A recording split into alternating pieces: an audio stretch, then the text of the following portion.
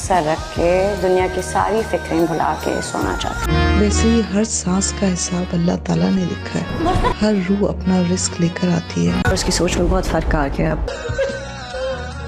وہ مصطفیٰ نہیں رہا جس سے مجھے کبھی محبت ہوا کرتی تھی۔ ناظرین، ڈرامہ سیریل کبھی میں کبھی تم بہت زیادہ انٹرسٹنگ ہو چکا ہے۔ نیکسٹ ایپیسوڈ میں آپ دیکھنے والے ہیں کہ شرجینہ ہوش میں آ جائے گی اور اس کی حالت بھی خطرے سے باہر آ جائے گی، مگر شرجینہ سے یہ بات بالکل بھی برداشت نہیں ہو سکے گی کہ اس کا بچہ اب اس دنیا میں نہیں رہا۔ شرجینہ اس بات کو لے کر کافی پریشان اور افسردہ ہو جائے گی، کیونکہ شرجینہ نے اپنے بچے کی خاطر کافی مشکلات کا سامنا کیا ہوتا ہے اور اب وہی بچہ اس دنیا میں نہیں رہا ہوتا۔ شرجینہ ان سب کا قصوروار مصطفیٰ کو ہی ٹھہراتی ہے۔ شرجینہ کی ماں شرجینہ کو سمجھانے کی کافی کوشش کرتی ہے کہ شرجینہ، جیسے ہر روح کا رزق اللہ نے لکھا ہے، بالکل ویسے ہی انسان کی سانسیں بھی مقرر کی ہوئی ہیں اور اللہ پاک کو یہی منظور تھا، اسی لیے تمہارا بچہ آج اس دنیا میں نہیں رہا۔ لیکن شرجینہ اس بات کو ماننے کے لیے تیار نہیں ہوتی، وہ صرف یہ کہتی ہے کہ ان سب کا ذمہ دار صرف اور صرف مصطفیٰ ہے۔ اور وہیں دوسری طرف مصطفیٰ وہی اپارٹمنٹ دیکھنے کے لیے جاتا ہے جو اسے اس کے دوست دانش نے دلوایا ہوتا ہے۔ مصطفیٰ شرجینہ کو یہ سرپرائز دینا چاہ رہا ہوتا ہے کہ اس نے نیا گھر لے لیا ہے، لیکن مصطفیٰ کا سرپرائز تو سرپرائز ہی رہ جاتا ہے۔ شرجینہ کو خوشخبری سنانے کی نوبت ہی نہیں آتی۔ مصطفیٰ اپنے گھر میں غمگین اور اکیلا بیٹھا ہوتا ہے، شرجینہ کی باتیں یاد کر رہا ہوتا ہے۔ مصطفیٰ کو اپنی غلطی کا احساس شدت سے ہو رہا ہوتا ہے، اس نے شرجینہ کے ساتھ بہت برا کیا ہوتا ہے، کیونکہ مصطفیٰ جب اپنے گھر جاتا ہے تو اسے دیوار پہ لگے شرجینہ کے نوٹ مل جاتے ہیں اور مصطفیٰ وہ نوٹس پڑھ کر بہت روتا ہے۔ لیکن مصطفیٰ بھی شرجینہ سے محبت کرتا ہے اور اس کے بغیر رہ بھی نہیں سکتا۔ مصطفیٰ جب شرجینہ سے ملنے جاتا ہے تو اسے بھی یہی بات بتاتا ہے کہ میں تمہارے بغیر نہیں رہ سکتا، تم مجھے یوں اکیلا چھوڑ کر نہیں جا سکتی۔ شرجینہ مصطفیٰ سے کہتی ہے اب تم پہلے والے مصطفیٰ نہیں رہے جس سے مجھے محبت تھی، جو اب تم بن چکے ہو، تمہارے ساتھ رہنا اب بہت مشکل ہو چکا ہے۔